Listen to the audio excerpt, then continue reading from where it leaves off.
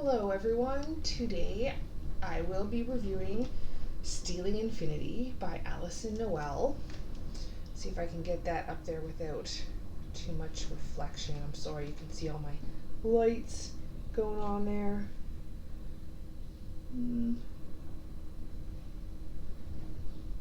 It's kind of the best, it's not the best image, but roll it to the side a little bit more. There we go. That's better. Stealing Infinity by Alyson Noel. It is book one of a series, or maybe just a duology, I'm not sure. Book two is set to be released in 2023. So hopefully that is just as good as the first one. I borrowed this book from my public library. It is a youth book, so young adults, teenagers, stuff like that. My public library is Kindale Library in Stephenville, Newfoundland. So you guys all know where I'm from. I highly recommend checking out your local library. They are such a great resource. They have digital collections as well as actual physical books. And after I've done this review, I will be returning the book. So if you liked it and you live close by, you want to go check it out, it is there for you to check out. I will read the little blurb for you. It's always in the inside cover now. It's never on the back of the book. I wish they put them on the back of the book again. Okay. My life goes completely sideways at the moment I meet the mysterious Braxton.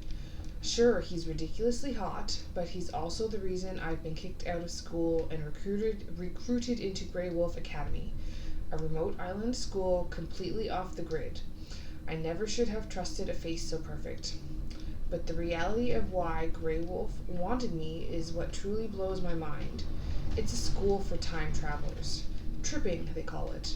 This place is filled with elaborate costumes and rare artifacts, where every move is strategic and the halls are filled with shadows and secrets.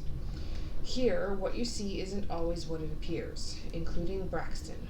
Because even though there's an energy connecting us together, the more secrets he keeps from me, the more it feels like something is pulling us apart.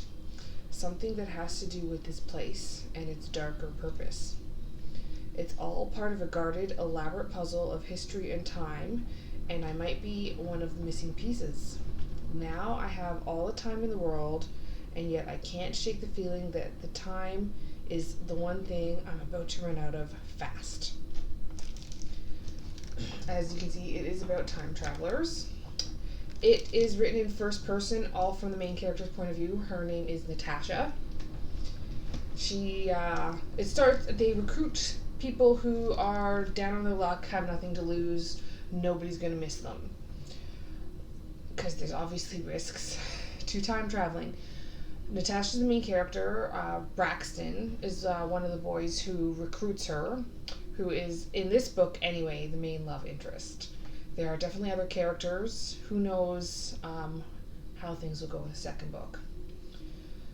It's based in our time frame, but there's scenes obviously when they're time traveling where they go back in time, so there's a lot of talk of her costumes for what she wears when she goes back in time. They made a lot of historically accurate descriptions of the clothing, of the art, of the artifacts. All of that is true and real. Like, you can Google, when she talks about paintings and stuff like that, you can Google that and look up what painting she's talking about, which I find is fascinating. There's a little blurb at the beginning about numerology, and she mentions the fact that all the artifacts in the book are real. They are real things. If you don't like numerology, you can skip right past that. That's not important. They do talk about numerology in the book, but it doesn't.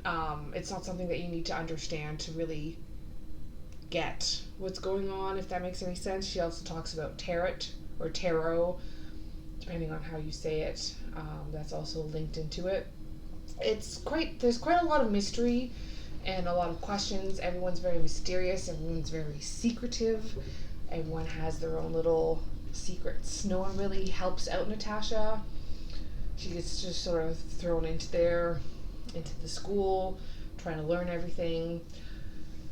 The start of the book is a little slow.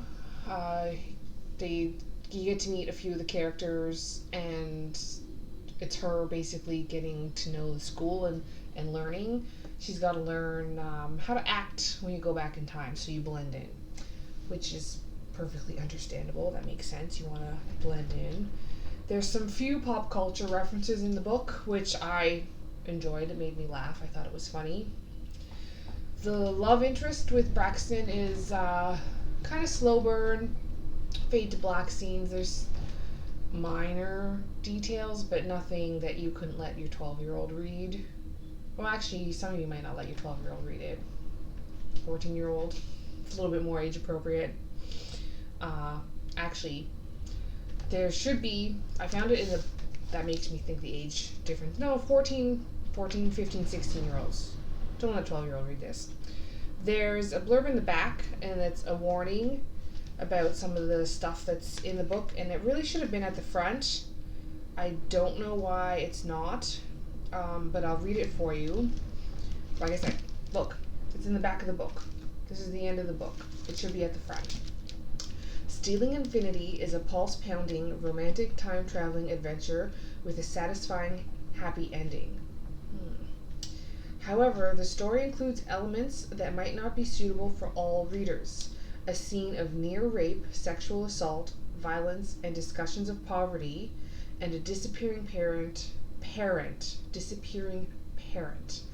all appear in the novel. Readers who may be sensitive to these elements, please take note. I don't know why that's at the back of the book. It should be at the front.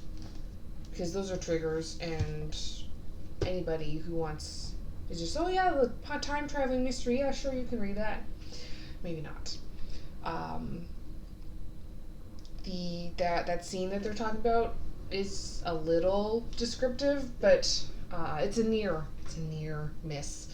It doesn't actually happen. I think anyone who would write that into a book, it would have to be it would have to be a historical book, because that is definitely a scary trigger that not a lot of people want to read about that. If you want to read about that, there's something wrong with you. I'm rambling now. Let's keep it going. I lost my point. Oh, so Natasha grows through the book. Like I said, a lot of the characters are very mysterious and secretive, and when she asks questions, they don't really help her out, which, makes her angry, understandably. Even Braxton, their love interest, they have some conversations and questions don't actually get answered, which I find very frustrating. The ending definitely leads to the sequel. There's so many unanswered questions and things you're like, what's happening?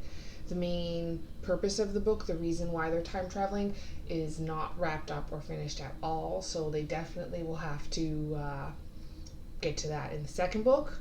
But the pace picked up about 3/4 of the way through, so I really want to know what happens. I want to read the second book.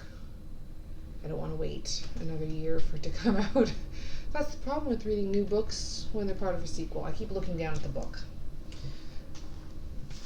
I shouldn't do that. I'm learning, guys. Be patient with me. But yeah, I personally didn't find any real plot holes besides the fact that there's so many different little mysteries.